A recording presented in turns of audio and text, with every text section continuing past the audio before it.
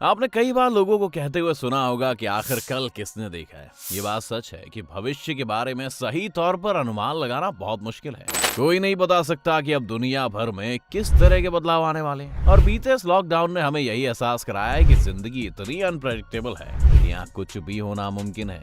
जहाँ ये बात सही है, वहाँ ये भी सच है कि आज के वक्त में हो रही प्रोग्रेस, डेटा और बड़ी बड़ी कंपनीज के प्लान्स को स्टडी करके आप भविष्य के बारे में एक सटीक अनुमान तो लगा ही सकते हैं। और आज हम इसी कोशिश में इस वीडियो में बताने वाले हैं वो घटनाएं जो आप 2070 से पहले होती हुई देखेंगे। तो अगर आप भी जानना चाहते हैं तो बने रहिए वीडियो के अंत तक हमारे साथ। इंडिया इन स्पेस, इसरो की कामयाबियों पर हम सभी को आज बहुत नाज है। फिर चाहे वो 104 सैटेलाइट्स को एक सिंगल रॉकेट में भेजकर दुनिया में एक नया कीर्तिमान स्थापित करना हो, या फिर पहली बार में मंगल पर लैंडिंग करना। इसरो ने कम बजट के साथ ये सभी उपलब्धियां हासिल करके दिखाई। लेकिन इसरो में एक कमी है, और वो ये है कि हम आज तक किसी इंसान को खुद स्पेस में नहीं भेज पाए और हमें हमेशा इसके लिए किसी दूसरे देश की मदद लेनी पड़ी। लेकिन अब सब कुछ बदलने वाला है। इसरो का ये अनुमान है कि साल 2023 तक भारत अपना पहला मैन्ड मिशन स्पेस में भेज देगा। लॉकडाउन की वजह से इसकी सटीक तारीख में थोड़ा सा फर्क आ सकता है, लेकिन भारत का पहला मैन्ड मिशन अब सिर्फ 3 या 4 साल में ही आपको देखने को मिलेगा।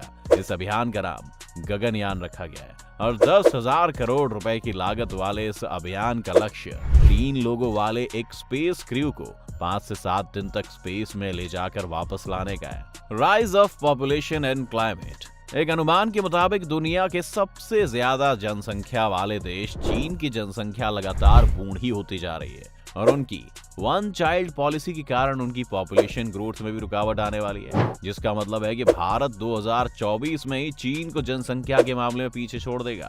2042 आते आते दुनिया की कुल जनसंख्या 9 बिलियन पहुंच जाएगी और भारत इस वक्त दुनिया का सबसे अधिक जनसंख्या वाला देश होगा। अगर ऐसा होता है तो भारत में गरीबी, बेरोजगारी और अन्य समस्याएं पैदा हो सकती हैं। इसके साथ ही कहते हैं इतने सारे लोगों की जरूरतें पूरी करने और उनके रहने के लिए जगह तलाशते तलाशते 2050 तक अमेज़न रेन फॉरेस्ट का लगभग आधा हिस्सा नष्ट हो जाएगा। साथ ही 50% से ज्यादा जनसंख्या के पास शायद पीने के लिए पानी भी नहीं होगा और दुनिया की 70% से ज्यादा आबादी इस वक्त शहरों में रह रही होगी। 2037 में माना जा रहा है कि क्लाइमेट चेंज के कारण आर्कटिक की सारी आइस पिघलकर आर्कटिक ओशियन में चली जाएगी, जिससे समुद्र का स्तर भी बढ़ सकता है। यूं तो इससे काफी नुकसान है, पर चीन को इससे निजी तौर पर यह फायदा है कि उनके लिए यूरोप से व्यापार का एक और समुद्री रास्ता भी इससे खुल सकता है। एलॉन मस्क, आने वाले कुछ साल पूरी तरह से एलॉन मस्क के होने वाले हैं। जहां भारत अभी स्पेस में जाने का प्लान कर रहा है, वहीं टेस्ला और स्पेसएक्स के मालिक एलॉन मस्क 2024 में एक स्पेस क्राफ्ट मंगल ग्रह की तरफ भेज सकते हैं।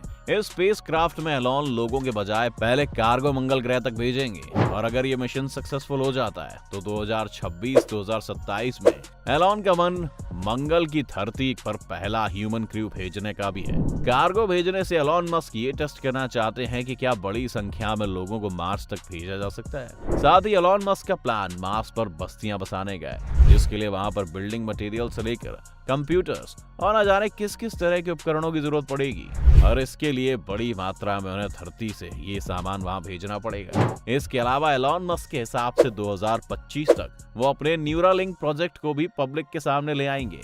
न्यूरालिंक वो प्रोजेक्ट है दोस्तों जिसमें एक इंसान के सर में ड्रिल करके उसके ब्रेन में एक चिप फिट की जाएगी जो ब्रेन की ही इलेक्ट्रिसिटी से चलेगी। इस चिप का मकसद मानसिक रोगों से बीमार लोगों के दिमाग में बंद पड़ गए हिस्सों को फिर से एक्टिव करना होगा, जिससे पैरालिसिस से लेकर कई अन्य समस्याओं से जूझ रहे लोग ठीक हो पाएंगे। एलॉन का मानना है कि 2040 तक आते आते तो ये चिप्स इस तरह से काम करने लग जाएंगी कि 2 इंसान जिनके दिमाग में चिप इंसर्टेड है उन्हें आपस में बात करने के लिए बोलने की भी जरूरत नहीं पड़ेगी और वो सिर्फ इस चिप की मदद से एक दूसरे से इंटरेक्ट कर पाएंगे। International space station and NASA, बहुत से लोग शायद ये बात ना जानते हो कि धरती के बाहर एक इंटरनेशनल स्पेस स्टेशन है जहां हर 6 महीने या साल भर में नए एस्ट्रोनॉट्स रहने जाते हैं और वो वहां से ही धरती को ऑब्जर्व करते हैं। साथ ही स्पेस में बहुत से एक्सपेरिमेंट्स को भी अंजाम देते हैं। 1998 में लॉन्च हुए इंटरनेशनल स्पेस स्टेशन या ISS को 2024 में डिकमीशन किया जा सकता है। आईएसएस को फंड करने का ज्यादातर जिम्मा यूएस और रूस का था, लेकिन हाल के कुछ सालों में इंटरनेशनल दबाव के कारण रूस की इकोनॉमी को काफी नुकसान हुआ है, जिस वजह से ज्यादातर भार यूएस पर आ गया है। इसलिए इस प्रोग्राम को ही बंद करने की बात चल रही है। कुछ साइंटिस्ट का कहना है कि हो सकता है इसे डिकमीशन करने के फैसले को शायद 2028 तक डिले कर दिया जाए, लेकिन अब इंटरनेशनल स्पेस स्टेशन का बंद होना लगभग तय है। लेकिन इसका ये मतलब नहीं है कि नासा बाकी चीजें प्लान नहीं कर रहा है। नासा ने 2030 तक अपना खुद का मैन्ड मिशन मार्स के लिए प्लान किया हुआ है और वो निरंतर इस तैयारी में लगे हुए हैं। साथ ही 2036 वो साल होगा दोस्तों जहां पहली बार नासा 2 स्पेस रोवर्स को हमारे सोलर सिस्टम से बाहर हमारे ही सबसे नजदीकी तारे अल्फा सेंटुआरी की तरफ भेज सकता है। यहाँ के हैबिटेबल जोन में एक ऐसा प्लैनेट भी है जहाँ जीवन के मिलने की संभावना है, पर इस रोवर के वहां पहुंचने में 20 साल का वक्त लगेगा। तो वहां एलियंस की पुष्टि करने के लिए हमें 2056 तक रुकना पड़ सकता है। Electric vehicles and clean energy. दोस्तों, ये अंदेशा लगाया जा रहा है कि अगर नए तेल के कुएं हमें नहीं मिलते हैं तो 2050 तक धरती के सभी फॉसिल फ्यूल खत्म हो जाएंगे। फिर ना गाड़ी चलाने के लिए तेल होगा, ना बिजली बनाने के लिए फॉसिल फ्यूल। इसलिए आप देखेंगे कि 2070 आते आते हम पूरी तरह से इलेक्ट्रिक व्हीकल्स पर शिफ्ट हो जाएंगे और आपको पेट्रोल पंप से ज्यादा चार्जिंग स्टेशंस दुनिया में देखने को मिलेंगे। इसके अलावा हर तरफ स्मार्ट हाईवेज बनाने की भी बात चल रही है, जिन पर गाड़ी चलते चलते खुद ही चार्ज हो सकती है, उसे कहीं भी रुकने की जरूरत नहीं है।